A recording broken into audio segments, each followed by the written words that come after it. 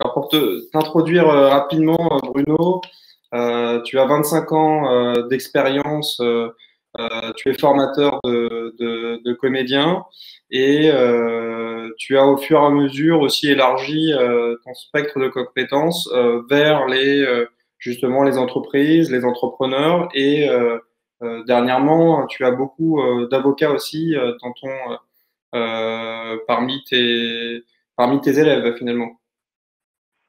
Oui, parmi les gens avec qui je travaille. Oui, je suis comédien et formateur. Eh bien, écoutez, bonjour à tous et bonjour à toutes. On va commencer. Moi, je vous dis juste une chose, c'est que, en fait, la prise de parole, c'est comme la drague. Ah oui, oui, on est au taquet de chez taquet. On veut montrer la meilleure image de nous-mêmes. On cherche même un peu d'admiration. Mais on imagine ce que les autres vont penser, alors en voyant mon physique et mes vêtements, en entendant les mots que je dis, et en percevant mon langage non verbal. Donc finalement, on a un objectif, on s'y prépare, mais on a le trac, et puis on commence à se dire qu'elle va jamais craquer pour un mec comme moi. Si je me plante, je suis mort, triste, désespéré, nul, incapable, et en plus, je me tape la honte devant les autres. Bref, si je ne réussis pas, c'est de ma faute. Et puis si ça marche, c'est un coup de bol. Hein, je sais qu'il y en a qui se retrouvent dans cette démarche.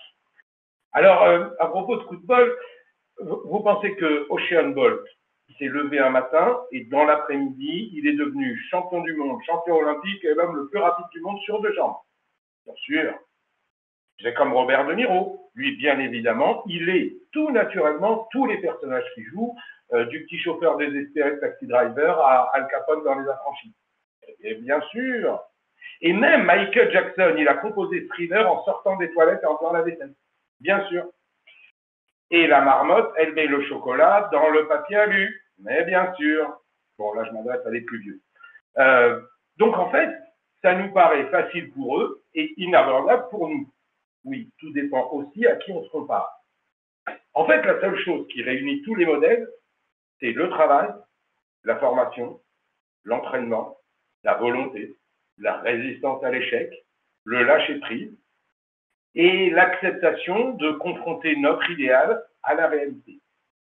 Vous voyez que finalement, on a tous les mêmes inquiétudes ou les mêmes peurs. Alors que les choses soient claires, c'est un webinaire sur la prise de parole, pas sur la drague. Non, alors je suis Bruno Biesinski, comédien formateur, pas Playboy en liberté.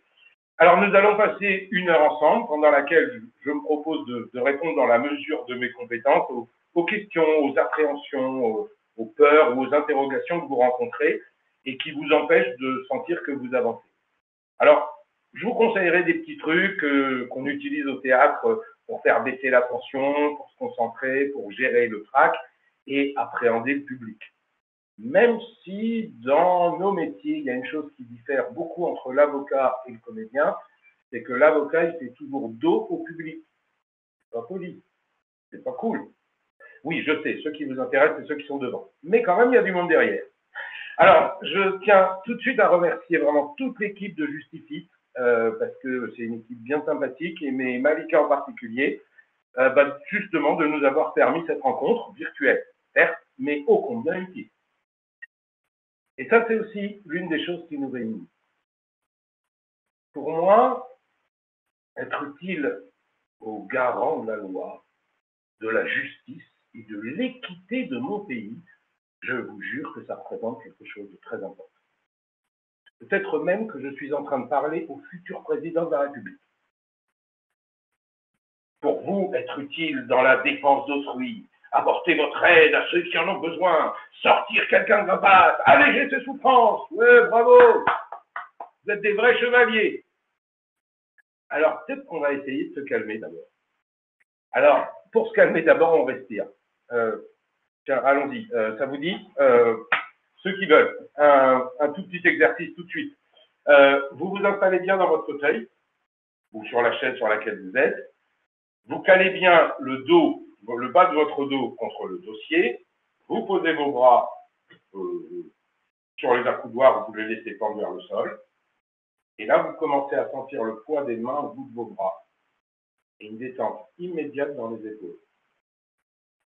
Vous posez les pieds à plat au sol, vous redressez votre cou sans tension et vous placez la tête droite dans le confort. Pas en force, hein, rien que du confort. Et vous inspirez par le nez.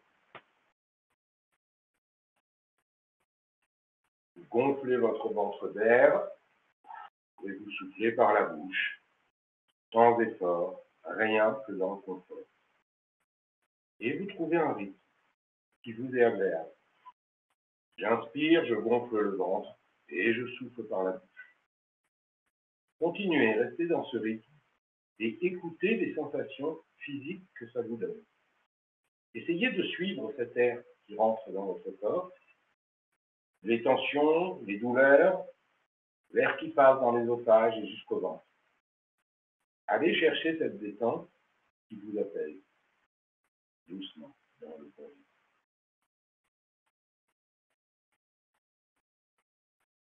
Bon, ben voilà, tout le monde est détendu. Et entre parenthèses, si quelqu'un peut être tendu aujourd'hui, c'est pas vous, c'est moi. Oui, c'est moi qui prends la parole. Alors, on va tout de suite commencer par une phrase de Daumier que j'aime beaucoup. Daumier disait, je reviens, certes, vous avez perdu votre procès, mais vous avez éprouvé bien du plaisir à m'entendre plaider. J'aime beaucoup cette phrase parce que je trouve qu'elle est très révélatrice et du travail de l'avocat, en même temps de certains travers de certains avocats. Donc, le principe, c'est que vous êtes une profession où vous êtes appelé à avoir de nombreuses prises de parole et qui sont souvent très différentes. Ce que vous allez appeler en vous pour une plaidoirie, ça n'est pas la même chose que lors d'un rendez-vous avec un client. Le rendez-vous avec un contradicteur n'a rien à voir avec le rendez-vous avec le bâtonnier, par exemple. Et donc, vous vous retrouvez dans des situations différentes de prise de parole, et j'ai souvent remarqué que vous pensez que donc chacune des situations doit créer quelque chose de nouveau chez vous. Et moi, en fait, sur la prise de parole, et c'est pour ça que le titre, c'est bien les clés pour construire une prise de parole qui vous ressemble, c'est d'abord de partir de vous. Chacun d'entre vous, vous avez des qualités. Parfois, vous ne les connaissez même pas. Et puis, vous avez des défauts. Mais ce n'est pas les mêmes pour tout le monde. Donc, si je considère que la prise de parole, c'est juste un amas de techniques qu'il faut mettre en œuvre, bah, ça veut dire que j'oublie juste une chose, c'est l'humain qui est derrière. Et l'humain qui est derrière, eh ben, il lui arrive parfois d'avoir le trac. Ah, ce trac. Pour l'anecdote, Louis Jouvet, quand il était professeur au conservatoire, un jour un élève vient le voir et lui dit « Maître, écoutez, c'est très bizarre, j'ai joué hier et je n'ai pas eu de trac. » Et Louis Jouvet le regarde et lui fait « Ne vous inquiétez pas, ça vient avec le talent. » Et en fait, ce trac, c'est aussi cette force qui va nous faire vouloir aller là où on doit aller.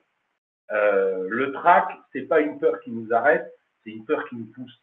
Et finalement, dès qu'on commence, le trac s'arrête. Donc, c'est juste un moment à devoir gérer.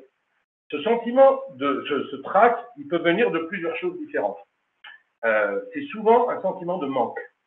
Par exemple, un manque de préparation, un manque global de confiance en soi, un manque d'assurance face à la nouveauté. C'est une nouvelle situation, qu'est-ce que je vais faire? Ce que je vais faire, c'est que pour me rassurer, je vais aller prendre ce que je connais de cette nouvelle situation. C'est parfois un sentiment de manque, de ne pas être à la hauteur, ou parfois même d'être moins bon que son contradicteur. Attention, globalement, à chaque fois qu'on se compare à quelqu'un, on se compare toujours à ce qu'on pense être mieux, donc quelque part, notre comparaison est toujours pour nous dévalorisée. Je vous laisse y réfléchir. Donc ce trac, il va nous perturber et il va falloir qu'on apprenne à le gérer. Alors, le trac, il vient aussi peut-être de ce principe qui est de sortir de sa zone de confort. Et très souvent, plus le trac est important ou plus la peur est importante, ou les peurs sont importantes, C'est souvent parce qu'il n'y a pas connaissance de cette zone qu'on appelle cette zone de risque calculé. Quand on sort de sa zone de confort, ce n'est pas toujours pour rentrer dans une zone de panique. Oui, je sais bien gérer les entretiens de face à face. Ouh là, mais là, je vais avoir une conférence devant 30 personnes. Ouh là là là là. Vous voyez l'intérêt de passer d'une zone de confort à une zone de risque calculé. Je me rajoute quelque chose. OK, je vais le gérer petit à petit. Pour moi, c'est important que vous ayez cette image-là parce que je crois que c'est souvent très trompeur et on pense souvent que sortir de sa zone de confort, c'est-à-dire arriver sur une terre totalement inconnue, donc c'est inconnu, donc c'est nouveau, donc je panique. Vous voyez, les mécanismes sont souvent les mêmes dans ces cas-là. C'est pour ça qu'il y a un effet qui s'appelle l'effet Pygmalion. En fait, si vous commencez par en haut, nos actions envers les autres ont un effet sur les croyances des autres, sur nous. Celles-ci génèrent des actions des autres envers nous. OK. Jusque-là, globalement, tout va bien pour tout le monde. Mais c'est à partir de là que ça se corse. Normalement, les actions des autres envers nous devraient renforcer la croyance que j'ai en moi, qui devrait influencer mes actions envers les autres, etc. Ce principe, il est très important parce que quand on est dans des situations de stress, on a beaucoup de mal à voir l'ensemble de nos qualités ou le bon côté des choses. Parfois, un point de vue totalement extérieur peut justement nous ramener à une réalité des choses. C'est-à-dire que la réalité, je ne la construis plus pas sur mes peurs, mais je vais la construire sur une observation. La peur, elle est dans mon corps, elle existe et je ne l'ai pas provoquée. Par contre, la réflexion, c'est pouvoir mettre un mot, pouvoir mettre un terme sur la peur que j'ai. Est-ce que j'ai peur de parler à beaucoup de gens? Est-ce que j'ai peur de me planter? Et finalement, c'est aussi réussir à apprivoiser ces peurs. Si vous avez des questions ou des observations, n'hésitez pas à les écrire dans le chat et je me ferai un plaisir d'y répondre. Donc en fait, le cercle vicieux du stress, il est très simple. On a une peur, puis c'est des pensées négatives, on devient nerveux, on a une respiration courte, on se bloque, on pense qu'à l'échec.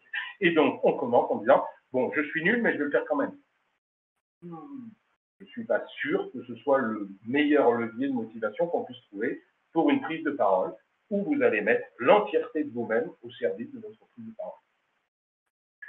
Donc, à long terme, le stress négatif il détruit l'estime de soi et votre image est à ce moment-là endommagée. Mais vous remarquerez que pour l'instant, personne ne vous a rien dit. Vous tournez en boucle autour de vous-même. Et en fait, se tourner en boucle de cette manière, c'est parce que finalement, on n'a peut-être pas identifié ses peurs, peut-être qu'on ne connaît pas ses qualités, et on a parfois besoin de ce regard extérieur qui va nous dire « Hey, ça, tu sais super bien faire. » Ah bon, je croyais que j'étais nul. Non, non, ça, c'est super bien. Parfois, aller chercher ce regard extérieur, ça peut nous aider à changer la vision de nous-mêmes et à pouvoir s'appuyer sur de réelles qualités plutôt que sur des pensées négatives qu'on aura sur nous. Donc, sur les émotions, vous pouvez aller sur le net à partir de 14 heures pour aller voir Tout le monde s'en fout sur le stress ou Tout le monde s'en fout sur les émotions. C'est remarquablement bien fait, c'est très pédagogique et ça vous permettra de mieux comprendre, en tout cas d'avoir une piste de réflexion. Je vous en détaille juste 4 et vous les recevrez dans l'envoi qu'on vous fera. Les 4 émotions principales, c'est la tristesse, la joie. La tristesse, la joie, la colère et la peur. Alors là, je vous ai mis donc des slides qui vous montrent nos réactions par rapport à ces émotions. La tristesse, il y en a, j'ai plus envie d'essayer, ça les décourage. Tout ça dans le sens de réussissez à mettre des mots, à intellectualiser la peur que vous avez. À partir du moment où vous allez pouvoir mettre un mot sur cette peur, alors c'est à ce moment-là que vous allez pouvoir commencer à la traiter. Tant que ça reste une peur générale, c'est générateur de stress et on ne peut pas avancer parce que finalement, cette peur nous handicape. Donc, vous pourrez découvrir les effets de la tristesse et ce que je fais effectivement dans la tristesse. Je vous laisserai le regarder, je vous l'ai mis pour la peur, pour la joie et pour la colère. En fait, c'est simple, nos émotions, elles dirigent et notre cerveau et l'ensemble de notre corps. Donc, si on se laisse aller à nos émotions, ben effectivement, on va en être victime. J'entends souvent des avocats qui me disent « Oui, ben, moi, il ne faut pas que je montre mes émotions. » Ben, je ne comprends pas tout. J'ai souvent l'impression que montrer son émotion, c'est pour certains un signe de faiblesse. Alors que montrer mon émotion, ça peut être une réaction à ce qu'on me dit, ça peut aussi faire réagir l'interlocuteur. Je ne suis pas sûr, imaginez que vous faites un entretien avec quelqu'un qui soit l'équivalent de Robocop. Je ne suis pas sûr qu'on apprécie, je ne suis pas sûr qu'on puisse avancer. Donc, par rapport à ce stress et à ce trac, eh ben, on a un outil, celui que vous avez tous, c'est la respiration. En respirant, vous amenez de l'oxygène à votre cerveau, ça vous permet de vous reconcentrer sur vous, tout simplement, comme vous l'avez vu, en essayant de visualiser le chemin de la respiration, de voir les sensations physiques que ça vous fait quand ça vous détend. Et ça vous permettra, dans la prise de parole, de donner du rythme à votre discours. Donc, ce que j'ai envie de vous proposer, ben, c'est là, tous ensemble, un exercice de respiration. Alors, il est tout simple. Vous avez ici un texte. Le but du jeu, c'est d'aller le plus loin possible dans le texte en une seule respiration. Donc, c'est-à-dire que je commence et dès que je reprends ma respiration, j'arrête. Est-ce qu'on aurait des gens qui seraient volontaires pour le faire, pour le tenter? Est-ce qu'il y en a qui auraient tenté? Vous pouvez si quelqu'un est partant, on peut lui accorder un accès voilà, au micro. Pas besoin. Hein, si vous souhaitez aussi afficher votre caméra, c'est avec plaisir. Vous n'êtes pas obligé. Pourquoi pas, je tente. Pauline Sokolov, bravo. Merci pour votre courage. Alors, je vous envoie un accès au micro. Comment faire pour avoir le micro? On est en train de vous donner les droits, Pauline.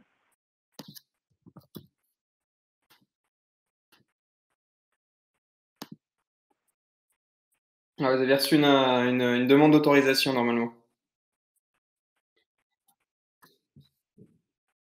Et là, tous les autres, ils sont. Bonjour Bruno, bonjour Stanley, merci de nous inviter à ce webinaire. Donc je me lance. Bravo. Vous venez de rendre service à peu près à 50 personnes. Hein. J'ai le trac, je ne sais pas si c'est. Ah, vous avez le trac. Si c'est la peur, la tristesse ou la rage, mais je. Alors. Pourquoi vous avez le trac? Muriel fait l'apéro. Ah oui, vous avez bien raison, Muriel. Alors donc. J'ai le trac. J'ai toujours le trac quand je dois parler en public. D'accord. Alors là, il n'y a qu'un public de gens qui vous remercie d'avoir été la première volontaire. Ils sont tous super bienveillants. Deuxièmement, il n'y a aucun enjeu, Pauline, puisque là où vous irez, bah, bravo. Et puis, vous aurez tenté l'expérience. Donc, il n'y a ni enjeu, ni gain, ni perte. Pourquoi vous avez le trac? Parfait. Non, je disais ça pour vous permettre de me poser ces questions. Merci, Pauline. Le trac me stimule. Alors, parfait. Donc, j'y vais jusqu'à ce que je n'ai plus de respiration, c'est ça? Bah, dès que vous reprenez votre respiration, vous vous arrêtez. Donc, il faut inspirer fort au début, alors. Okay. Ah, je ne sais pas. Chacun son truc, justement. Alors j'y vais. Allez-y. Ça moduglianise dans tous les demi-tons, l'orange cramoisie dans le buffet kaki, le matériau pèle, l'outre-mer déborduase, inondant la palette de chrome envahiné, qui écarlate enfin dans une apothéose émouvantablement super colorifique. Mais ça finit pas là, la toile, il faut la faire sécher, on la sort, on l'étend sur la galerie. Voilà. Ok, jusqu'à galerie, bravo. Merci, c'est très motivant ces applaudissements.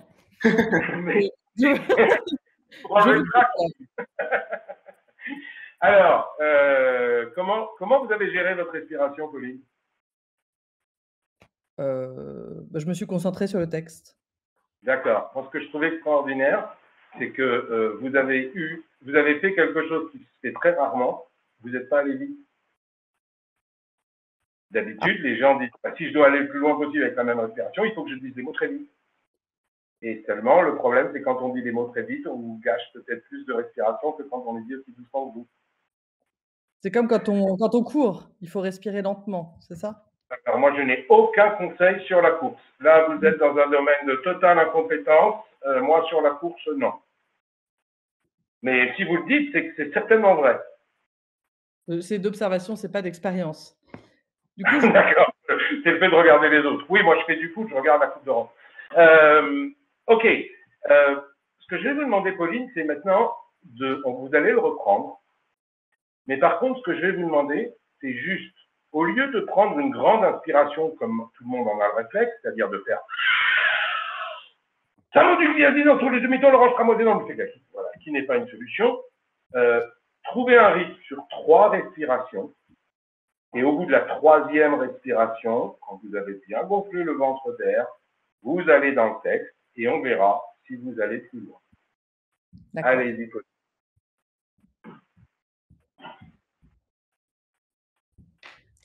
Ça moduglianise dans tous les demi-tons, l'orange cramoisie dans le buffet kaki, le matériau pèle, l'outremer déborduase inondant la palette de chrome envahainé qui écarlate enfin dans une apothéose émouvantablement supercolorifique. Mais ça finit pas là. La toile, il faut la faire sécher, on la sort, on l'étend sur la galerie. Vous étiez allé où tout à l'heure? Jusqu'à ça finit pas là, mais j'ai souffert à partir de la toile. Tiens, merci. Et vous avez eu du plaisir au début? Alors écoutez, beaucoup de plaisir. Si Ok, ce qui m'intéresse, c'est exactement ce que vous venez de dire. Dès qu'on n'a plus de respiration, dès qu'on n'est pas dans une respiration adaptée, là, brusquement, on rappelle le stress, on rappelle le trac, on rappelle la tension. Et c'est pour ça que je n'arrête pas de vous parler de confort. Mettez-vous dans une situation qui vous donne, a priori, le plus de confort possible.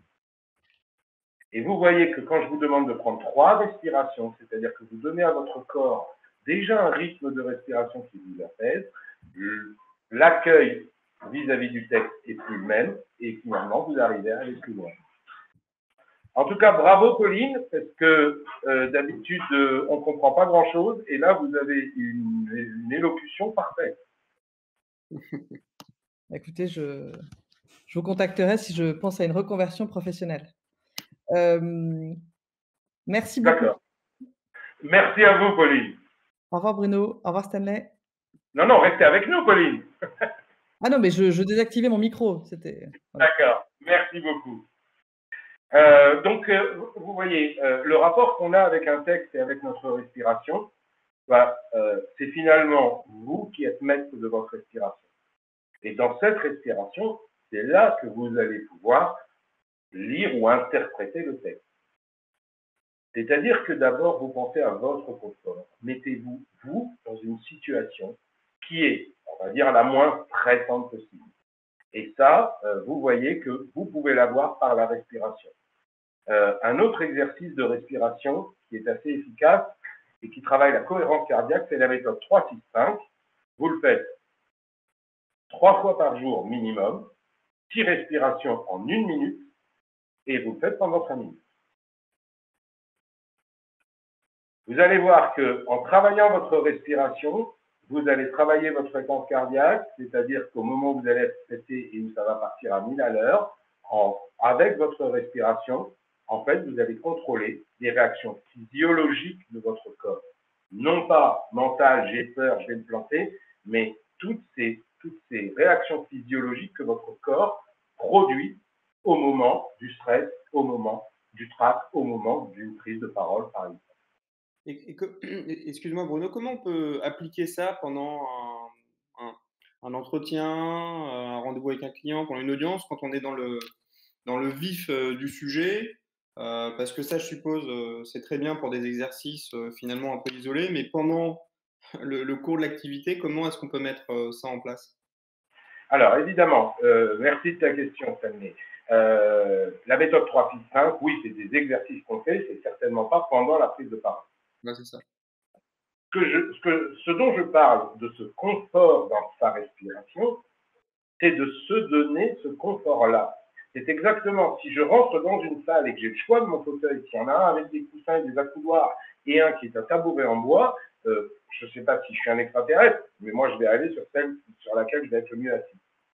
Donc là encore, pour l'instant, on parle de la respiration pour calmer le trac et le stress, mais c'est aussi pour donner à votre discours la valeur que vous voulez.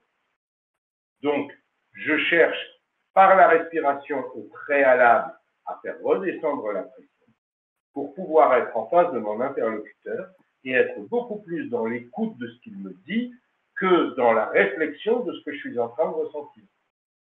Et le problème, il est là, c'est que finalement, parfois, dans l'écoute, et on verra une slide tout à l'heure, dans l'écoute, c'est aussi un moment où vous vous reposez.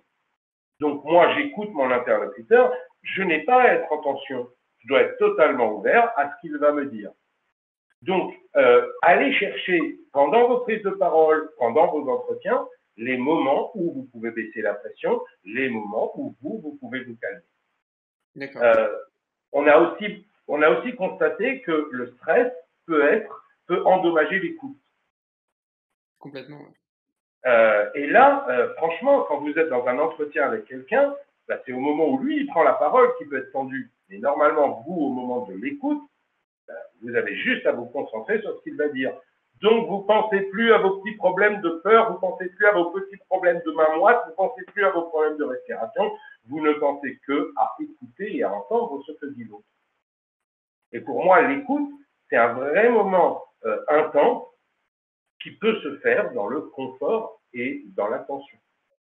Je peux être attentif, mais être confortable. Souvent, le stress dans ce cas-là, c'est parce que c'est des gens qui sont très pressés et qui, pendant que l'autre parle, sont déjà en train de réfléchir à ce qu'ils vont lui répondre. Il faut être un génie pour ça. Prenez le temps d'écouter, c'est ça aussi, ne vous inquiétez pas, votre cerveau il fonctionne même si vous ne lui donnez pas l'ordre, c'est ça qui va vous permettre de réfléchir. Et si vous devez prendre 3 secondes ou 5 secondes avant de répondre pour respirer, pour reprendre votre esprit, reposer votre discours, je vous jure que 5 secondes avant de répondre, c'est pas la fin du monde. Très bien. Et sur l'exercice en particulier, donc quand vous dites 6 respirations par minute, il s'agit d'inspiration, d'expiration? Une méthode particulière Oui. pour les réaliser?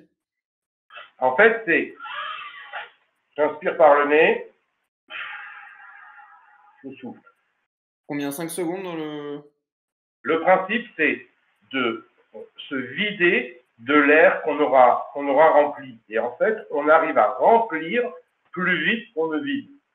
Donc le principe, c'est vraiment tout mettre dans le ventre et vider le ventre, tout simplement parce que finalement, on a un élément qui s'appelle le diaphragme et qui est celui qui va nous permettre d'ouvrir notre cage thoracique ou pas, de libérer nos intestins pour pas être tendus et se tenir comme ça. Ce diaphragme, c'est lui qui va réagir et à notre respiration et à nos émotions. Donc oui, cette respiration, c'est un exercice qui vous permet de changer votre cohérence cardiaque, mais pendant la prise de parole, ne pensez qu'au confort dans lequel vous voulez vous mettre. Et ce confort, il va commencer par la respiration. Regardez très souvent dans des gestes du quotidien, vous respirez. Vous rentrez du boulot, vous êtes éreinté, vous jetez vos chaussures et vous vous jetez sur le canapé. Là, vous avez une vraie respiration qui fait « Ah !» Et ben voilà, celle-là, vous l'avez quand vous en avez besoin. Alors, allez la retrouver. Celle-là, c'est celle qui vous met dans le confort, puisque c'est celle que vous choisissez au moment où vous vous jetez sur le canapé. Donc, il n'y a pas à réfléchir à qu'est-ce que je dois faire pour me sentir bien. J'écoute mon corps. Très clair. Ça va aller, Sané? Tu vas pouvoir te détendre? À appliquer, non, mais ça semble simple comme ça, mais c'est vrai que souvent ça détend. Je veux dire, quand moi je me sens tendu, c'est l'exercice que je fais sans savoir qu'il fallait le faire, mais je le fais pas régulièrement. Et Et je sais que quand je le fais, ça paraît simple, hein, c'est juste des inspirations, des expirations. On fait son ventre, vider le surplus d'air, mais tout de suite, en tout cas, moi, j'ai ressenti la différence. Oui, pour vous entraîner, le mieux, c'est au moment Voilà. où vous couchez, Faut le vous mettre vous comme couchez une sur pratique. vous mettez une main sur le ventre et ça gonfle et ça descend et vous n'allez même pas pouvoir compter le nombre de fois où vous le faites parce que vous serez déjà endormi. Super. Si en plus ça aide à dormir, hein, c'est parfait. Oui, il y en a qui le disent. Ok, je vous ai laissé là un exercice de lâcher prise. Alors comme il est très détaillé, on va pas le faire maintenant, mais vous le recevrez. C'est aussi une manière pour vous de vous détendre. Euh, Dites-vous bien que se détendre, c'est exactement ce qui va vous donner la possibilité d'être au meilleur de vous-même. Donc certains disent ouais ouais c'est gentil de se détendre, mais attends, oui, mais vous n'avez pas besoin d'autant de trac pour être au taquet. Et je pense que que ce soit en rendez-vous client, que ce soit même en premier rendez-vous avec un client, ou que ce soit en plaidoirie ou en face d'un contradicteur, plus vous serez tranquille, meilleur vous vous sentirez. Pour certains, ceux qui sont avocats et qui regardent les séries, si certains regardent Suits, euh, le Harvey, il est extraordinaire, quel que soit ce qui lui arrive, il a un sourire de vainqueur. C'est extraordinaire le bonhomme. Il a toujours, même quand il est le plus dans la merde, il a toujours un sourire de vainqueur. Et ben, je vous assure que rien que cette posture-là, ça lui fait du bien. Et vous voyez l'effet que ça a sur celui d'en face. Donc, je vous laisse cet exercice de lâcher prise que vous pourrez faire chez vous. Et l'autre chose dont je voulais vous parler qui peut vous aider, c'est ce qu'on appelle la visualisation positive. Elle vous permet de penser à ce que vous ressentirez quand les personnes viendront vous féliciter après votre prise de parole. Plutôt que de penser à comment je vais me planter, parce que je sais que je vais me planter, mais je vais essayer de ménager les dégâts, non, demandez-vous, tiens, comment ils viendront me dire que c'était super. Elle permet aussi d'agir sur les comportements ou les processus physiologiques. Tout simplement, quand je stresse, je crée du cortisol qui reste dans mon corps et que j'engrange et qui va me bouffer pendant quelques heures. Quand je m'imagine quelque chose de positif, je crée de la dopamine qui me donne du plaisir, mais qui, elle, est plus éphémère que le cortisol. Donc, plus je stresse et plus je stresse. Par contre, plus... Comment? Une sorte d'effet placebo finalement, ou de croyance auto-régulatrice. C'est-à-dire de le penser, ça arrive finalement. Oui, de le penser, de mettre son corps dans une position autre. Il y a des études américaines qui prouvent que tous ceux qui font comme ça pendant 6 secondes avant de rentrer à l'entretien, les chiffres prouvent qu'ils réussissent mieux à l'entretien. D'accord. Notre corps est aussi le réceptacle de nos émotions et il a aussi besoin de l'exprimer. Donc, la visualisation positive, le fait de voir quelque chose de positif, ça va aussi vous calmer. Donc, ça a du sens par rapport à toutes les réactions physiologiques de votre corps. La visualisation positive, elle peut vous permettre d'imaginer que vous allez gagner à cette histoire si tout se passe bien. Si je reprends l'exemple de la drague, c'est plutôt que de se dire, bon, elle est trop belle pour moi, c'est de se dire, waouh, je vais être super heureux avec une femme comme ça. Qu'est-ce que vous risquez? Pas grand-chose, au pire, vous serez déçu. Mais pendant que vous serez dans l'action, vous aurez fait appel à ce qu'on appelle l'estime de soi et la confiance en soi. Et on sait tous à quel point c'est nécessaire. La visualisation positive, elle nous permet de nous transporter sur le terrain de la métaphore. C'est-à-dire que là, vous pouvez laisser votre esprit partir où il veut. Et vous allez voir que ça aussi, ça a un effet et sur vous et sur votre confort.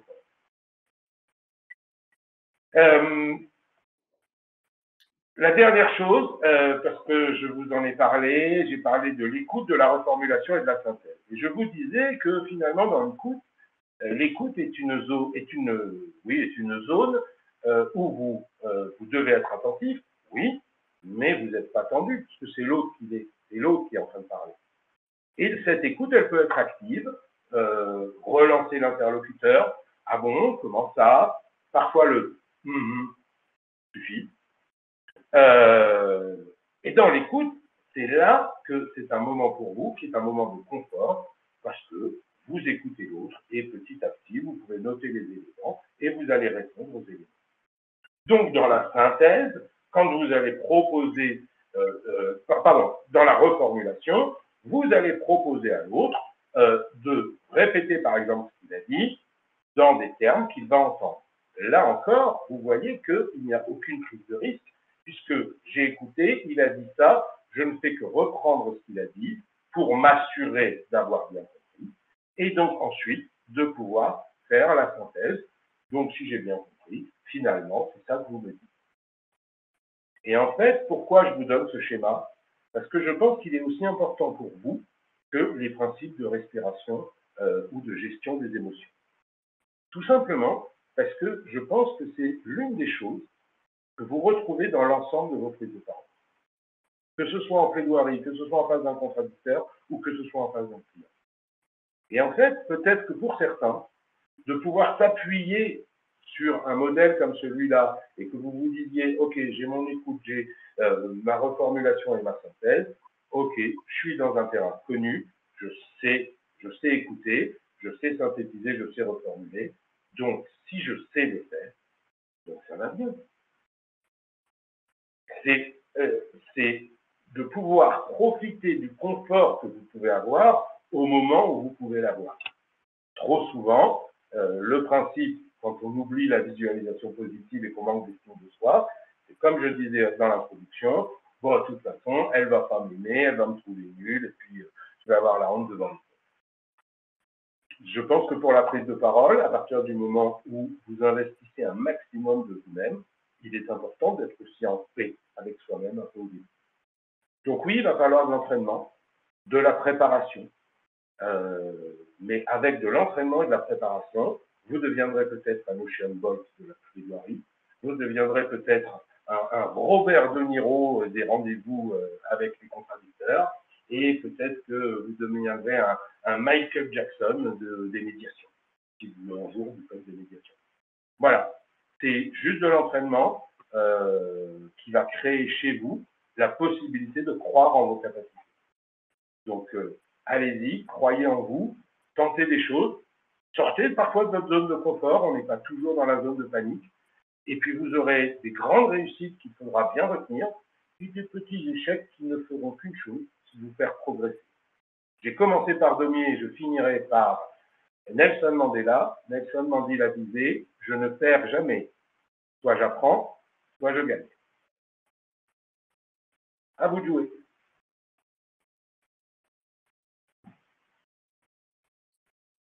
Voilà, je pense qu'on est bien dans le temps et ça nous laisse un petit 20 minutes peut-être pour répondre à des questions, à des interrogations, ce que vous voulez. En tout cas, pour ma part, hein, je n'ai pas encore le ressenti des autres, mais je me sens, j'ai trouvé d'écouter ça m'a fait me sentir un peu apaisé, un peu plus apaisé, un peu plus confortable dans mon corps. Donc c'est, en tout cas, c'est agréable. Merci Bruno. Très bien. Je pense que tout le monde pense la même chose que toi, tu sais. Merci Cécilia. Être mollo, pardon. Parfois certains ne sont pas vocaces pour ça.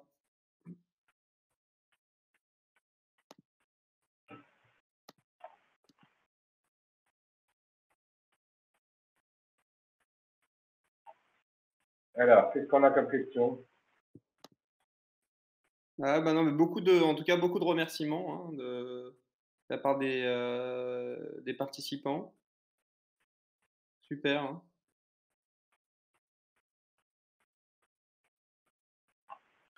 Ok. Est-ce que Toi, Bruno, si je peux me permettre de te tutoyer, comment travailles-tu finalement avec les avocats? Comment tu les accompagnes? alors, le travail que j'ai avec les avocats, il est particulièrement sur du sur-mesure. C'est pour ce que j'ai dit tout à l'heure. Moi, ça me fait toujours marrer quand j'entends des gens qui me disent la prise de parole, c'est des techniques qu'il faut mettre en œuvre, qu'il faut apprendre, et après ça marche. Je veux bien entendre ça pour un tableau croisé dynamique sur Excel. Oui, c'est des techniques, des protocoles, j'applique, ça marche. Là, si c'était aussi facile, ben, ce webinaire n'existerait pas et personne n'aurait peur de parler. Et donc, il y a quelque chose dans la nature même de l'exercice qui appelle des choses chez nous. Il est évident que l'habitude, ce principe de la nouveauté par rapport à l'habitude, plus je fais quelque chose, plus je m'y sens à l'aise. Même des fois, on n'a même plus peur et on se dit, allez, je vais tricoter, je vais essayer un truc pour que ce soit nickel. Ben finalement, j'appelle ça juste de la motivation. Donc, de se retrouver motivé, ça permet de nous offrir les capacités qui sont les nôtres et d'aller dans le sens de ce que je veux. Pourquoi? Parce que j'ai envie. Et en fait, je rencontre beaucoup d'avocats qui au départ me disent, mais j'ai pas de joie à parler. Donc, je n'ai pas envie de le faire puisque je n'ai pas le plaisir. Mais souvent, le plaisir, il est lié à la réussite. Mais ce genre, je rencontre beaucoup de gens à qui je demande que quelqu'un t'a déjà vu prendre la parole et t'a donné des conseils. Ils me disent, ah non, surtout pas. Pourquoi? C'est-à-dire que ces gens-là n'ont comme vision de ce qu'ils font que leur vision intérieure qui est souvent négative. Mais en même temps, et là je reviens au trac et au stress, moi quand je suis sur scène, je ne peux pas être acteur et spectateur. Ou je suis l'un, ou je suis l'autre. Mais si je suis spectateur de ce que je suis en train de faire sur scène, je vous jure que vous, dans le public, vous le voyez. D'accord. Donc, quand on est en prise de parole, on ne se regarde pas. Il y a déjà l'autre qui vous regarde et ça vous fait flipper. Rajoutez pas deux yeux. On ne se regarde pas. On a préparé, on sait où on en est vis-à-vis de la préparation. Donc ça, on sait que c'est bon. Ça me rassure, c'est bon, j'ai plus cette peur. Juste pour que vous sachiez, avant ce webinaire, évidemment que j'avais le trac. Mais ce qu'on a fait avec Stanley, de se faire un test, de se mettre dans les conditions, évidemment que ça m'a rassuré. Donc je n'avais plus comme angoisse la technique, puisque ça, c'était déjà fait. Donc petit à petit, j'avance. Ça ne doit plus m'inquiéter. Maintenant, c'est moi. Si je résume, finalement, il y a la préparation qui aide énormément au stress, et aussi la présence, une sorte de, si j'ose dire, une sorte de présence spirituelle, c'est-à-dire d'être présent dans le moment. Est-ce que la prise de parole, les exercices que tu as indiqués aident à la présence? Quand tu dis, si je suis spectateur de moi-même, bah, les spectateurs qui assistent au spectacle le verront tout de suite et partiront peut-être parce qu'ils s'ennuieront. Est-ce que les exercices que tu as partagés aident justement à être ce qu'on appelle être présent? C'est un terme qu'on entend beaucoup depuis, voilà, depuis quelques temps, tout ce qui est lié au zen, à la méditation, etc. Est-ce que justement une prise de parole maîtrisée aide aussi à la présence sur scène? Enfin, sur scène ou Oui, et je vais le ramener à l'avocat. Ce que je remarque souvent avec les avocats, c'est qu'ils préparent leur dossier. Par exemple, c'est une audience. Ils ont préparé leur dossier, il y a l'audience, ou donc avant l'audience, ils ont leurs pièces et les pièces du contradicteur. Et quand ils ont fini l'audience, il y en a qui disent, ah mince, j'aurais dû dire ça. Alors, c'est d'abord une gestion du temps. Chers amis avocats, on ne connaît pas le futur. Par contre, pour se flageller, c'est super facile de regarder ce qui a été un présent après. A posteriori, ben oui, on sait tout. A posteriori, il n'y aurait pas de guerre. A posteriori, il n'y a plus de nouveauté, tout est connu. Donc, attention, parce que c'est souvent aussi une gestion du temps. C'est-à-dire que je dois être ici et maintenant, pas demain dans le courrier que je vais écrire, qui sera la conclusion de cet entretien. super. Merci Bruno. Juste alors, Il y a ces choses. merci Bruno, parce que je me permets, il y a des questions qui arrivent. Alors,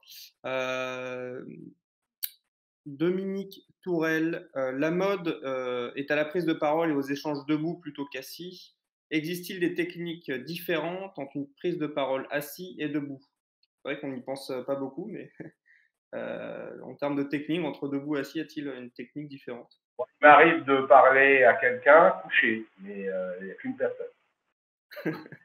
Euh, Ce principe du assis et debout, c'est marrant parce que, en fait, c'est Steve Jobs qui a lancé ça. Ah, Steve Jobs, c'est l'inventeur des conférences TED.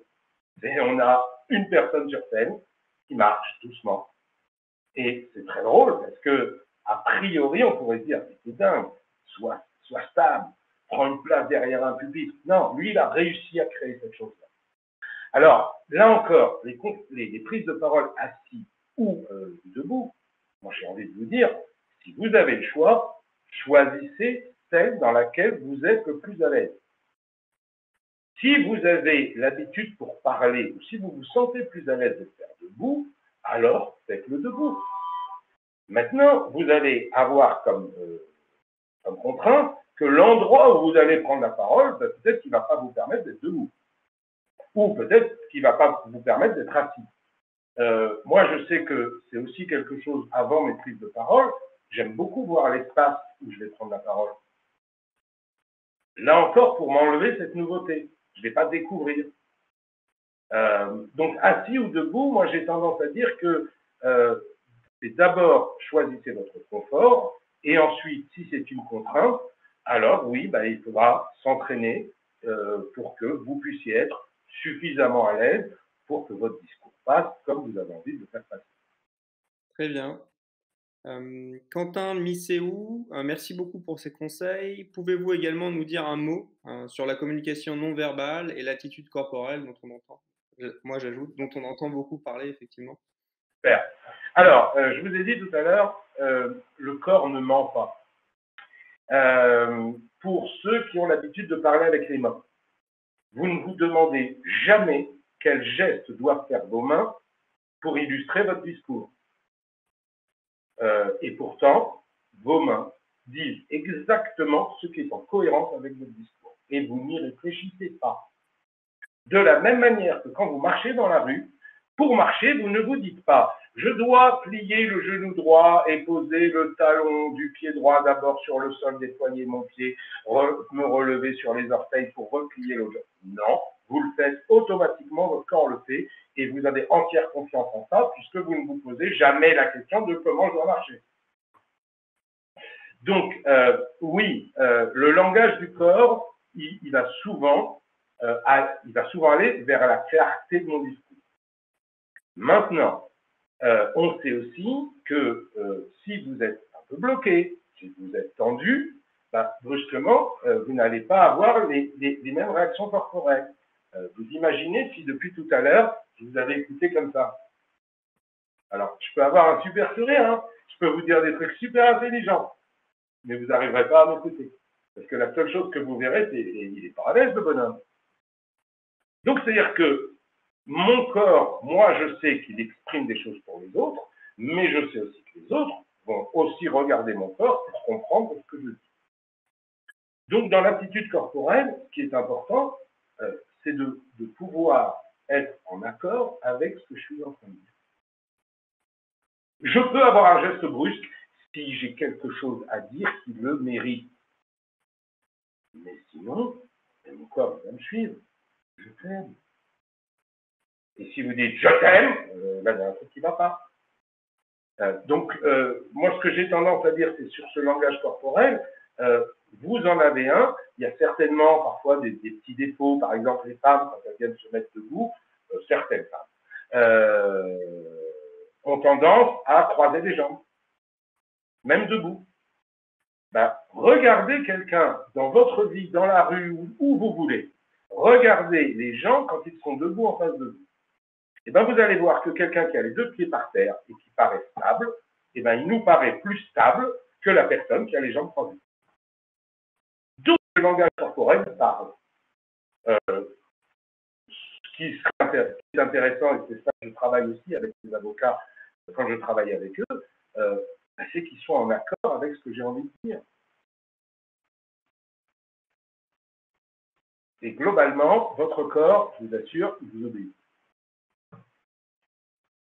Donc finalement, si on est dans une situation de confort, le corps suivra dans un sens. Si on est dans une situation d'inconfort, le corps parlera de cet inconfort et en sera l'expression. D'accord. Donc la cohérence. Mais Est... regardez, ça se voit tout bête. Ça se voit tout bête. Regardez, je n'ai rien à dire, il n'y a que mon corps qui parle.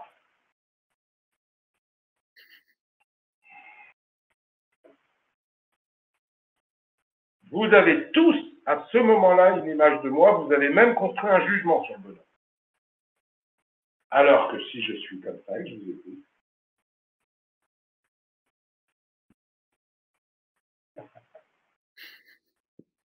eh ben vous avez un autre jugement sur moi.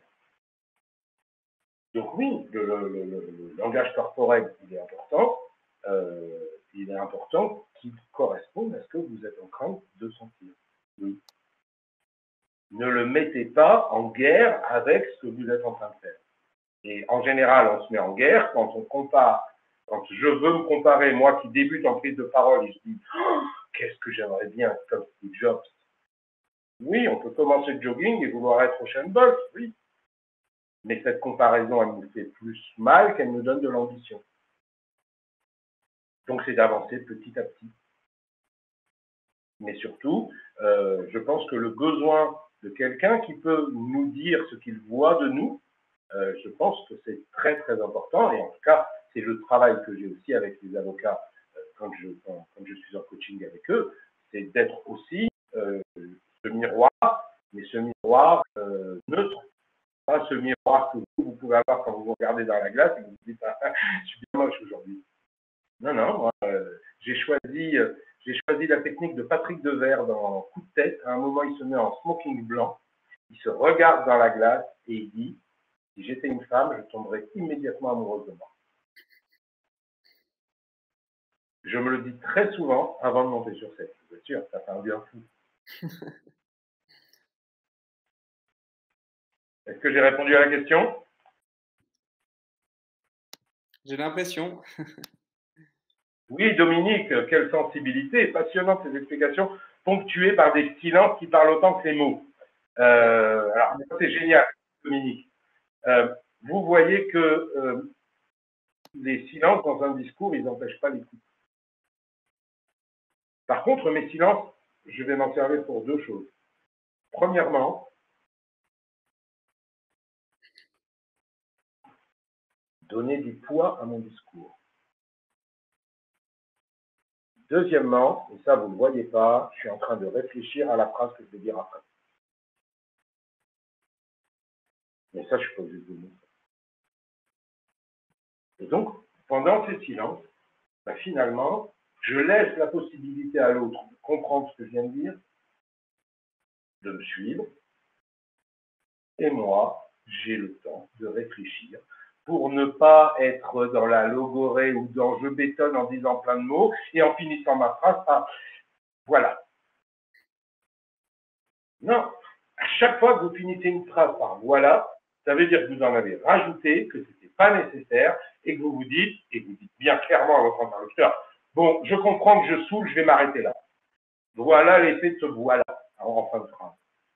Donc, oui, je réfléchis à ce que je dois répondre de la manière la plus simple possible. Ouais, en fait de ce que vous dites, il y a beaucoup de choses en fait que toi, Bruno, quand tu parles et quand tu t'exprimes, que tu ne fais, c'est les choses plutôt que tu ne fais pas qui ont plus de poids. C'est-à-dire éviter voilà toutes ces allocutions, euh, ces inconsistances, ce petit trac qui, qui entre dans notre discours, qui sont un surplus que toi tu arrives à éliminer, ça s'en ressent. C'est finalement les choses que tu ne fais pas qui j'ai l'impression, ont de l'impact dans ton discours. En tout cas. Oui, mais c'est aussi parce que le silence dans ce cas-là, dans l'échange, Ouais. il laisse une place à ma réflexion, mais à la réflexion de l'autre. Il apporte aussi un confort d'écoute à l'autre. Regardez comment vous êtes quand vous êtes obligé d'écouter quelqu'un qui parle super vite et qui vous dit plein de choses, mais de manière très rapide et qu'il faut retenir l'ensemble des informations et qu'il faut surtout ne pas en rater une. Ça y est, moi, je suis fatigué. Par contre, si vous êtes en face de quelqu'un qui pose son discours et qui vous dit les choses les unes après les autres pour que vous les compreniez bien et même qu'ils s'en assurent. Est-ce que jusque-là, c'est clair pour vous? Ok, ben je vais continuer. Vous voyez que je suis dans un rythme qui est tout à fait entendable, j'ai rien d'un extraterrestre. Qu'est-ce que je suis cool! Et vous voyez que corporellement, ça se voit, il est détendu le bonhomme. Et en fait, vraiment, pour la prise de parole, c'est vraiment pour moi le point de départ, parce que la prise de parole, ça reste un moment où pour chacun, c'est pas totalement naturel, mais pour chacun, c'est presque une mise à nu. Pour certains, c'est presque devoir parler en public, c'est presque devoir parler de mon intimité. Non, tout ça, c'est des peurs, tout ça, c'est des idées. Concrètement, c'est quoi la prise de parole? C'est je dois dire quelque chose que je pense à quelqu'un qui est en face de moi. C'est je dois répondre à quelqu'un qui me dit des choses auxquelles je ne suis pas d'accord.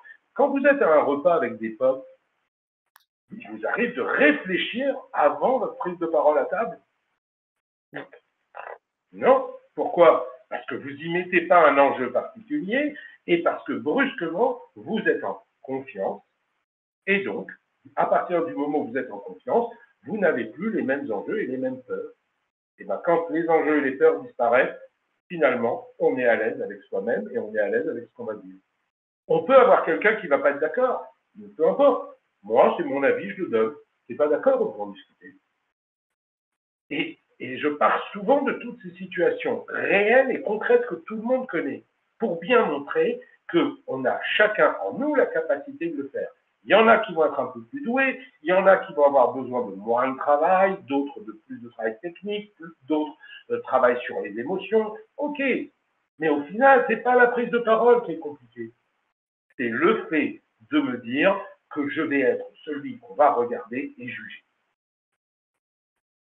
Mais moi, si je vais quelque part et que je me dis, oh, il y a 800 personnes, au moment où le rideau va s'ouvrir, il y a 800 personnes qui vont me regarder, 800 personnes qui nous regardent, c'est 1600 yeux. Hein.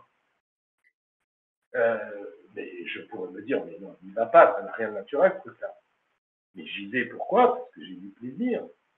Ah, mais pour trouver ce plaisir, oui, j'ai dû me préparer, j'ai dû répéter, j'ai dû me confronter à des difficultés, j'ai dû me confronter même à des échecs. Oui, mais c'est tout ça qui m'a fait avancer et c'est tout ça qui donne et la valeur de ce que je fais et donc, quelque part, mon estime de moi. Super, merci beaucoup. Hein. Je regarde si beaucoup de personnes te remercient. Céline Truc qui partage grosse difficulté à laquelle les avocats doivent de plus en plus faire face. Hein. C'est une avocate en Belgique. Le peu de temps que l'on dispose pour une plaidoirie, pas évident de résumer un dossier famille, par exemple, en quelques minutes. Donc il y a aussi l'exigence du temps. Ouais, et alors on va peut-être finir là-dessus. Ouais. C'est très juste que dit Céline. Parfois, là, on a l'impression que le temps de la prise de parole qui nous est accordé, il ne va pas être suffisant pour l'ensemble des choses qu'on a à dire. Là, il oblige à un autre exercice, et qu'il oblige à faire des choix.